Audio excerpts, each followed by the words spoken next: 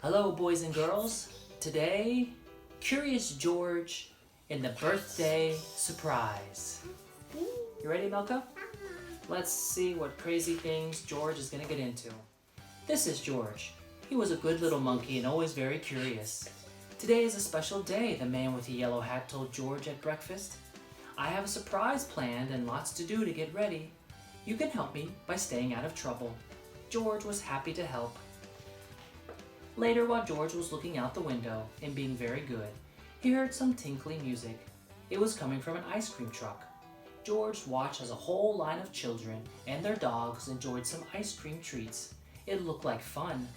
But when the ice cream truck moved on, George forgot all about staying out of trouble and went to find some fun of his own. In the living room, George found noisemakers and hats and games.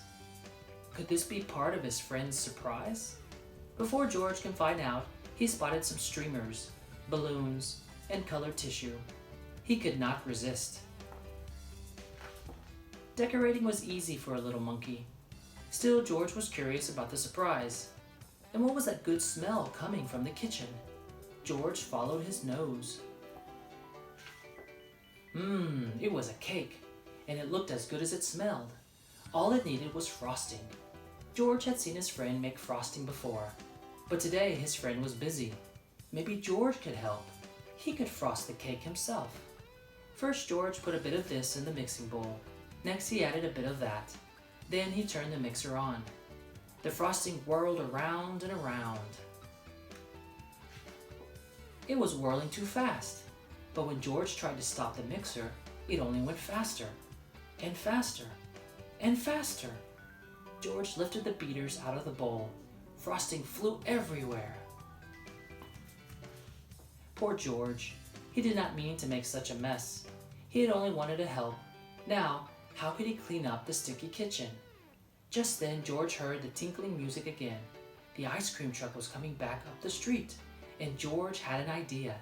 Quickly, he opened the door and invited all of the dogs in for a treat. In no time, the kitchen was as clean as a whistle. When the dogs finished their snack, George took them back outside. The ice cream truck was still there, and so was his friend. "George," said the man with the yellow hat, "I've been looking for you. It's time for the surprise."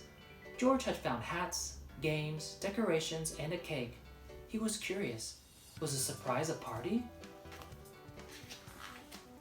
Yes, it was a party.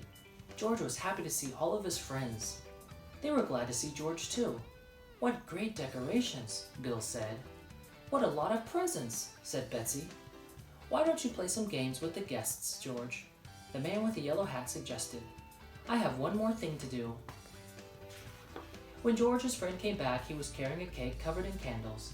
This wasn't just any party, it was a birthday party. But George was still curious. Whose birthday was it? He watched to see who would blow out the candles. The man with the yellow hat put the cake down right in front of George. That was a surprise. It was George's birthday. The party was for him. Everyone sang happy birthday. Then George took a deep breath and made a wish. Happy birthday, George. Happy birthday, George. I hope you guys enjoy that. We will see you next time. Say bye. Bye, George. Bye.